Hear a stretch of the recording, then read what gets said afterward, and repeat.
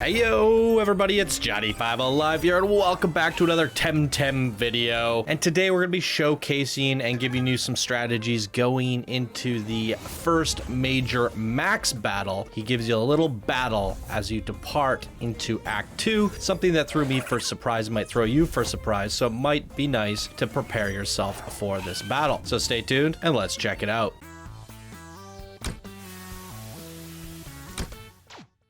All right, everybody, if you guys are new here, be sure to smash that subscribe button. If you end up liking the video or find it helpful in any way, please do leave a like. And if you would like to support the show, check out my Patreon page. Links are down in the description below. And with that out of the way, let's dive right into this battle here with Max today. So let's show you his lineup. So he's going to start off with a Lorelei, a Piranha, and then he's going to follow that up once you defeat those with an Ori and a Seapat. The Ori is the one that you saw in the very beginning of the game when he kicked your butt with his Ori, and now he's got some new friends to add to his squad. So let's talk about it because it's a very interesting lineup. If you have lightning, you will make quick work of him, so it might not hurt to have a Nesla and a Genki on your team even to open up with. Now when I went into this battle, it looks like I started off with a Sconch and a Nesla, which isn't exactly ideal, but it still works. It gets the job done. The nice thing about having Genki and Nesla, all the chain lightnings will end up landing on Nesla and healing her. So you could basically spam chain lightning with Genki and Nesla. While Lorelei is not weak to lightning, it is not particularly resistant either.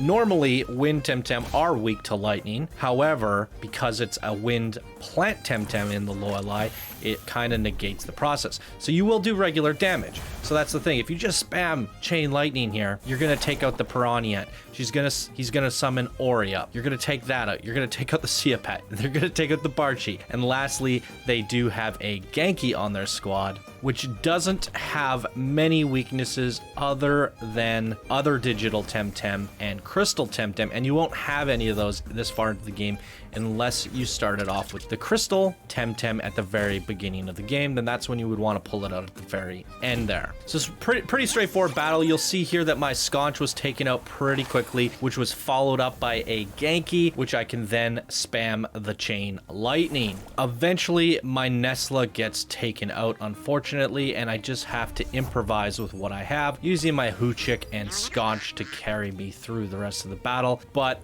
generally speaking, this battle ends up being very easy because you can dispose of Max's minions or TemTem quite quickly just using spam lightning. So I would definitely recommend opening up as you're headed to the airship for Act 2, putting that Genki in your main slot, putting Nesla in your second slot, and it is important that Nesla is in your secondary slot. I see a lot of people running around with Nesla in their main character slot, and the reason they do that is because Nesla is a rare TemTem and it's badass looking and it's fun to show off. But one thing to note about Nesla, her chain lightning always travels clockwise and always ends at her if she absorbs the chain lightning. Therefore, if you have Nesla on the left side, when she shoots chain lightning at the first target, it's gonna bounce and hit your ally to the right. But if she's on the right side, the chain lightning will always bounce back to her and stop at her. So even when there's one enemy on the board, it'll hit them, hit her, and stop, and it won't go to the third target, which would normally be your ally. If it was in the other slot and there was one enemy on the board, it would hit the enemy, bounce to your ally, then bounce to Nesla, and you'd still take damage on your party. So by having Nesla in your right slot, it'll always avoid damaging any of your allies, and you'll get the most effectiveness out of your chain lightning,